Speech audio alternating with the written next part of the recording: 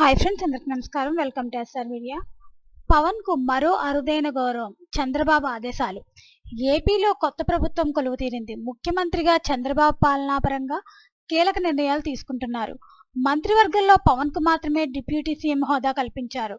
పవన్ కోరుకున్న విధంగా వివిధ శాఖలను ఖరారు చేశారు. మహిళకు హోంశాఖ కేటాయించారు. ఇక కొత్త ప్రభుత్వం పాలనా వ్యవహారాల్లో భాగంగా పవన్ కు గౌరవం పెంచేలా ముఖ్యమంత్రి చంద్రబాబు నాయుడు మరో కీలక నిర్ణయం తీసుకున్నారు. ఎన్డీఏ కూటమి విజయంలో పవన్ పాత్ర కీలకంగా ఉంది. పవన్ కు ప్రభుత్వంలో తగిన ప్రాధాన్యత ఇవ్వాలని చంద్రబాబు నిర్ణయించారు. గత ప్రభుత్వంలో జరిగిన తప్పిదాలను సరిచేస్తూ చంద్రబాబు కొత్త నిర్ణయాలు తీసుకుంటున్నారు. మంత్రివర్గంలో పవన్ కు డిప్యూటీ సీఎం హోదా కల్పించారు. మరెవరికి ఈ హోదా ఇవ్వకపోవడం ద్వారా ఆ పదవికి పవన్ ను మాత్రమే పరిమితం చేశారు. ఇక పవన్ కు హోంశాఖ ఇస్తారని ప్రచారం సాగిన జనసేనాని కోరుకున్న శాఖలను కేటాయించారు. పవన్ డిప్యూటీ సీఎం హోదాలో పవన్ కు పంచాయతీరాజ్, గ్రామీణాభివృద్ధి, అటవీ పర్యావరణం, సైన్స్ అండ్ టెక్నాలజీ శాఖలు పర్యవేక్షించనున్నారు. త్వరలోనే తన మంత్రిత్వ శాఖలకు సంబంధించి పవన్ బాధ్యతలు స్వీకరించున్నారు. ఇప్పుడు తాజాగా చంద్రబాబు మరో నిర్ణయం తీసుకున్నారు.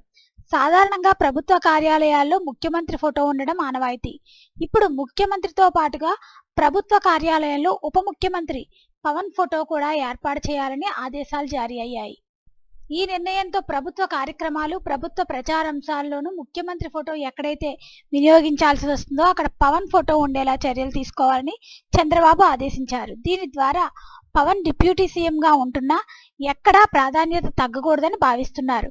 ఇక ఎన్నికల్లో కూటమి విజయంలో కీలకంగా వ్యవహరించిన పవన్ కళ్యాణ్ పాలనలో ఏరికోరు తీసుకున్న శాఖలకు సంబంధించి ఎలాంటి మార్పు చూపిస్తారనేది ఆసక్తికరంగా మారుతుంది. Thanks for watching this video.